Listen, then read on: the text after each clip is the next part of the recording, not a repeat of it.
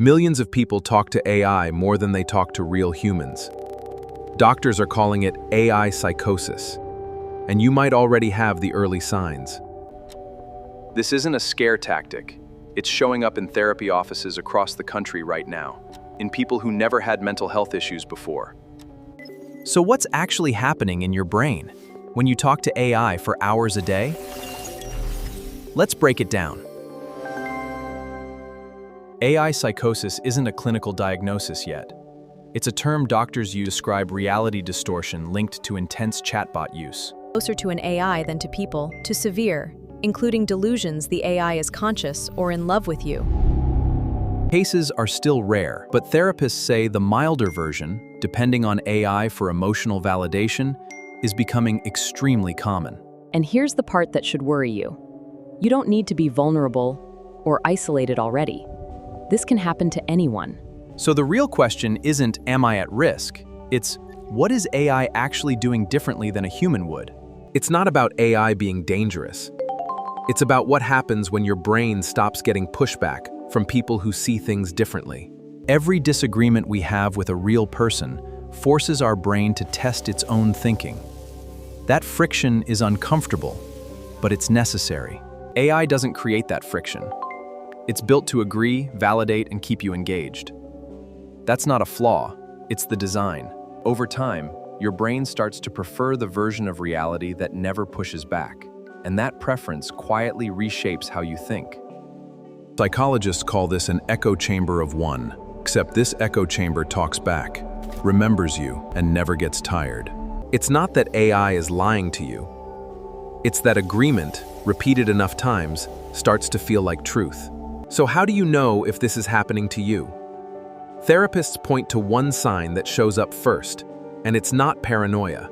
It's pulling away from people who challenge your opinions, slowly preferring the conversation that never disagrees with you. The second sign is subtler, feeling more understood by AI than by the people who actually know your history. The third sign is time distortion, losing hours in conversation with AI without noticing, then feeling drained instead of connected. None of these signs mean something is wrong with you. They mean your brain is doing exactly what brains do, adapting to what's easiest. The fix isn't deleting the app or swearing off AI completely.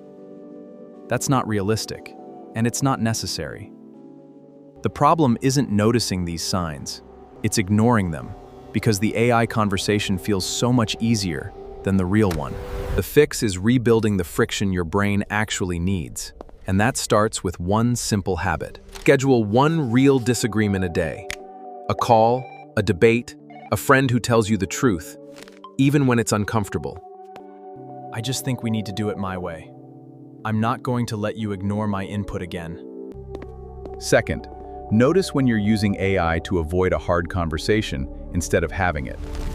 That gap is where the risk lives. Third, keep at least one relationship where you're known well enough to be corrected. That's not criticism, that's protection. This isn't about trusting AI less. It's about making sure real people still have a seat at the table in your mind. Because the goal was never to stop using AI. It's to make sure AI doesn't quietly become the only voice you listen to. Let's recap. AI psychosis isn't about AI being evil. It's about what happens when agreement replaces friction. Watch for pulling away from people who challenge you, feeling more understood by AI than by humans, and losing time without noticing. The fix? One real disagreement a day, noticing avoidance, and keeping people close who are allowed to correct you.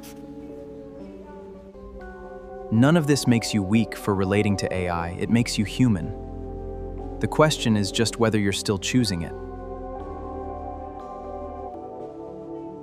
If any of this sounded familiar, you're not alone.